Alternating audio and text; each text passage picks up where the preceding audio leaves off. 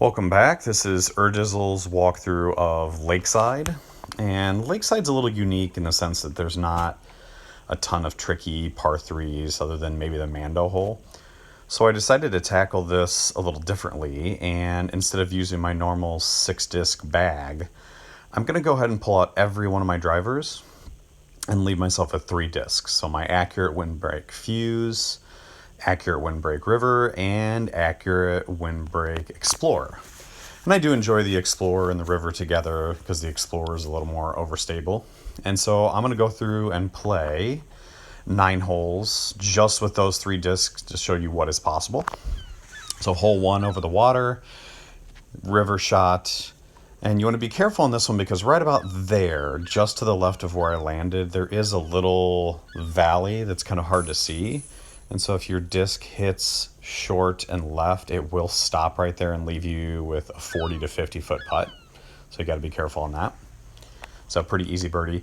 This one, without your drivers, a ballista or a recoil, you're really kind of at the mercy of your drive. So you want to be aggressive, but not too aggressive. And so leave yourself 100 and anywhere from 130 if you're lucky to 180. And so, per usual, I'm going to throw a sidearm fuse and try to make this one. And I'm telling you what, I've had those dialed in recently. If you've watched any of the other videos, I've been hitting a lot of those, especially in the daily tournaments and the Pro Tour and multiplayer. Hole 3, pretty standard. I will disc down a little bit sometimes, or right here you'll notice I threw a sidearm. So sidearms in general are about 80% power from a backhand. So if I've got something where I feel like the backhand will go a little bit long, I'll go ahead and switch to forehand just to scale the distance back. So here, this is the Albatross Hole, and you obviously can't reach it if you only have a river and an Explorer. So if you really want to eagle this with a 7-speed disc as your highest disc, you really got to cut close to the water there and hope you can get in this range. So 320, that's close to max range for being able to get over the water, and you notice my second shot barely got over. So anything more than 320 with a headwind, you're probably not going to make it over the water. But if you play that smart, even with just fairway drivers, it's very easy to get an eagle. So a couple eagles to start. This one's a tough one to eagle because there really isn't a driver option even if you have it. So what I like to do is just play either the River or the Explorer. The River and the Explorer are both about the same distance, so I wouldn't stress about which disc you're throwing. I prefer both of them depending on the shot. So here from about 240, I'm going to go ahead and give it a try. And that one didn't miss by much. It was a little left. And so the wind does have a small effect on it, but not a huge effect. So I did leave myself with a 48-foot putt. And yes, the fuse as a putter is straight, but you still have to adjust a little bit for wind. So with a right to left crosswind, you probably want to aim a little to the right. And so this hole right here is why I keep the Explorer, because you want something a little more overstable that'll loop around the Mando there. And so that was an okay run, nothing special. But I find if you throw the fuse in the river, this is a hole that can give you some problems. And so here, 55, now if you've watched any of my previous videos, I will usually putt that. That one I threw in because with the elevated basket, 55 feet is more like a little over 60. And so that's just not smart to try to putt to an elevated basket from 55 feet. Then hole 7, this is one where the River and the Explorer, and that was decent shot. Unless you've got a slight tailwind, they're just not quite enough disc to get there. That used to be an Explorer ace run, and you can aim high. Like, it can get there, it's just not consistently going to give you a good ace run. And so a birdie there is fine.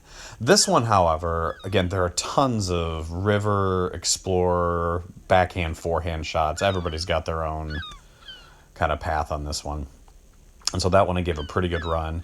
And right about here, I thought I had wedged underneath that. I'm sure some of you have dealt with the glitch where it either slides under and goes in the water or does this. I actually had one on this hole so there it only did it for a little bit. I had one yesterday or the day before that did it for 3 minutes before it finally registered and I was able to putt for birdie. So definitely some weird stuff going on that hole that hopefully they fix in the near future. Then hole 9, Island Hopper. If there's favorable wind here, I'm playing to this first island, and then I'm going for it. So 500 feet is normally a good way to do that. But again, since I don't have the ballista, I can't go for it. So I'm just going to go ahead and play fuse, fuse, and even from this range, 327, you can throw a fuse again. I end up throwing a river. Either one works. I'd say if you're outside about 320, you might want to disc up a little bit. Or with a headwind, you might have to disc up. But again, downhill, you think the fuse is not going to get there. It's pretty straightforward. So with just those 3 discs, I shot an 11 under, 22. And then just to show you the power, if you really throw in your drivers, what I'm going to go ahead and do is I'm going to go swap my drivers back in. So my wind glide recoil, my light glide ballista, and I'm putting the roller disc in here just because that's my normal bag, but I'm not going to use that at all. And we're going to see if we can break my record. I have not played this in a while. My course record's a 20. And so I'm going to try to break that. I think the 9.12 update, this game is much easier. So I'm feeling pretty good about being able to beat this. So we're going to give it a try, and maybe you guys can see me beat my record. So hole 1 is just like it was with the other one. Throw a river, avoid that left side so it doesn't hit that little mini valley, and slide it up there. And remember, you don't have to go at the pin. Just leave yourself with a makeable putt. So hole 2 with the fairway drivers, I was not able to go for this, but now I'm able to. And so I'm going to throw my driver and leave it up a little to the right. And really all you have to do is avoid that rock, and you pretty much have an eagle attempt. And so here's 60 feet downhill. I am going to putt that. I don't feel comfortable throwing that with a 2 headwind downhill, and left it a little high, but it still went in, so nice eagle. So hole 3, pretty standard.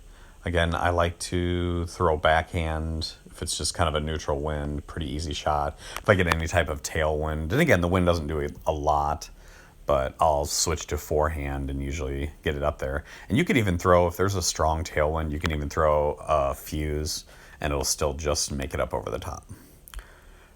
Okay, Albatross Hole. So this is one, I've got a 2 headwind, and you know I'm going for it. It's much, much harder. You got to get your angle just right to get it over, but there's no way I'm laying this one up.